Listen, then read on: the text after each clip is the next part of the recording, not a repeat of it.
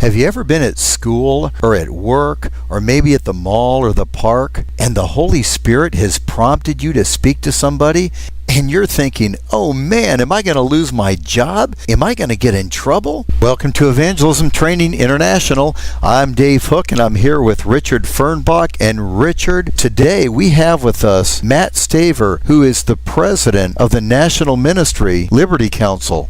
Well, Dave, I'm excited that Matt's on the program because the fact is we need to know our rights and what rights we have in order to share the gospel. Well, thank you. It's a pleasure to be with you. I believe that Christians need to understand our constitutional rights because what's at stake is the ability to be able to share the gospel.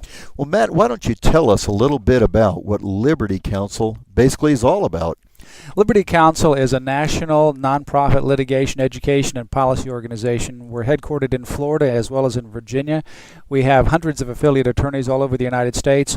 Our mission is to restore the culture one case at a time, and our strategy to do that is by advancing religious freedom, the sanctity of human life, and the traditional family through education, through litigation, by going to courts and becoming an advocate and being the opposite of the ACLU, and also by public policy. Oftentimes I've heard that statement, all that has to happen for evil to prevail is for righteous men to do nothing. And so I think so many times we have allowed by our own apathy and lethargy evil to prevail because Christians are just sitting back doing nothing. What concerns me a little bit, Matt, is I'll hear by even pastors, well-meaning pastors, that Christians do not belong in the political arena. What's your view on that? Let me give you an example and an illustration and see how a pastor would respond to it. Back in 2001, we won a case at the United States Supreme Court on behalf of Good News Clubs that ultimately changed the landscape of America. A few years ago, we were in Los Angeles Unified School District, the second largest district in the country, 370,000 public elementary school students alone in that district. And every group in the organization, in the community, was able to come there and give their message and teach these kids whatever they wanted to after school, except for Christian groups like the Good News Clubs.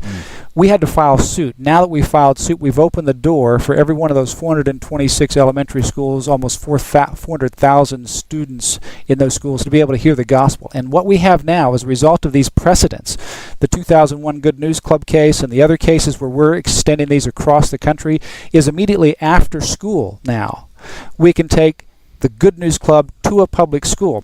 And when that last bell rings, to be able to bring out the Bible and the Good News Club material and teach the same kids the gospel of Jesus Christ that otherwise would never go into a church and even see this pastor preaching from the pulpit. So with that at stake, let me ask anyone who says we shouldn't be involved in this, why is it that we should just simply neglect 370,000 students that may not ever come to know the Lord if there were not feet taking the gospel to them in the public school? And that's just one school district. We have 65,000 public elementary schools in this country. Every one of them ought to have a Good News Club on campus. Incredible. And that was so unheard of, especially in California, that would happen. And if it wasn't for your involvement, that wouldn't have happened. That's right. And so, when we look at this issue of rights and liberties and whether we ought to get involved, what we're talking about is not legal mumbo-jumbo. I have to understand, too, that my background before going to law was a pastor. I haven't abandoned that. I believe that law and faith go hand in hand. Our faith gives birth to good laws.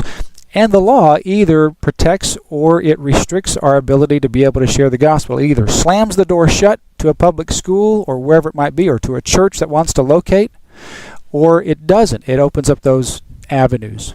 Well, until next time, lift up your eyes, look unto the fields, for they're white already unto the harvest.